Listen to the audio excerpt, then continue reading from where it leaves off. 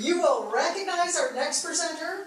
She is Audrey Barbakoff, and she is one of our enthusiastic and dedicated Bainbridge public librarians.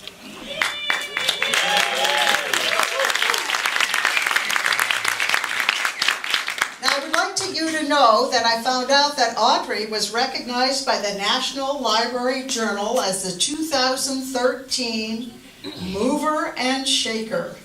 I'm not done yet. That's okay, you can come on back. Because she's going to move and shake us and tell us all the reasons why it's okay that we read those trashy novels.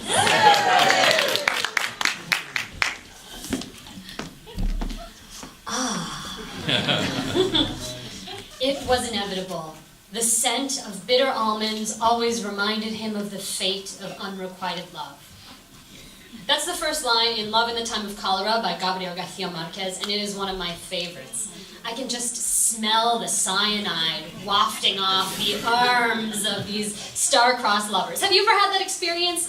Just had a book come to life for you, you could smell a flower in the garden or smell that cup of coffee. Let me see your hands. Yeah, absolutely. You are more right than you know. Those books literally did come to life in your mind.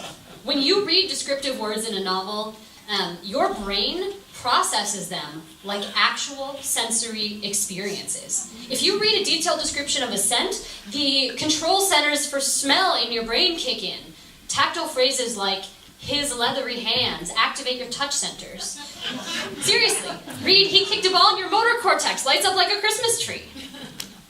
When you read a book, you live the character's experiences. You actually experience them yourself, even though it's a perspective completely different from your own. That's amazing.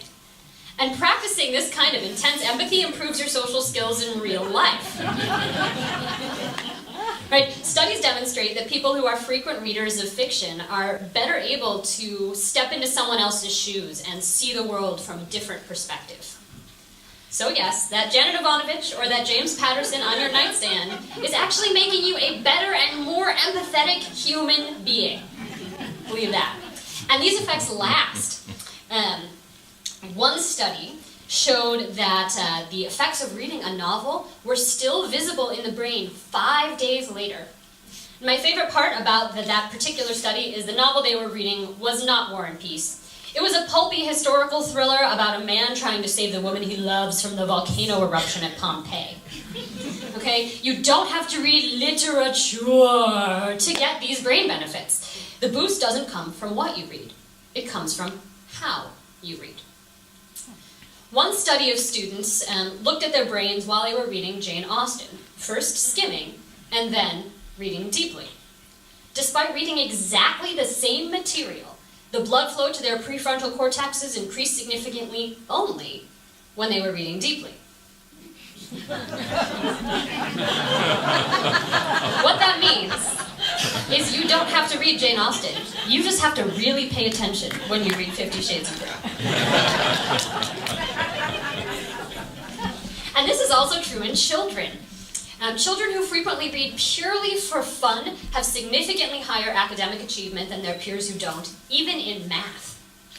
One large British study demonstrated that the impact of reading frequently for pleasure was 4 times greater than that of having a parent who went to college. Yeah. So the next time you catch your kid reading comic books under the blankets with a flashlight, maybe consider letting them stay up past their bedtime, just a little. As if all those benefits to our brains weren't enough. In 1818, an anonymous teenager published a trashy novel, Paranormal. Critics called it gruesome and sensationalist, and one critic even questioned the writer's sanity. It was not until many years later that that novel came to be recognized as a great classic, Mary Shelley's Frankenstein. And that is by far not the only one.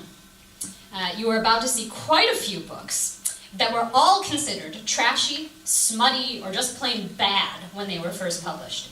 Brave New World was panned by critics. Catcher in the Rye was called phony and amateur.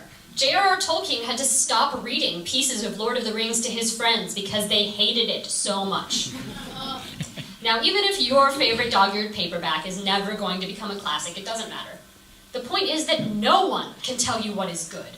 No one can tell you what you should like. Read what you love. If you love classics and literary fiction, great, read it. Read lots of it.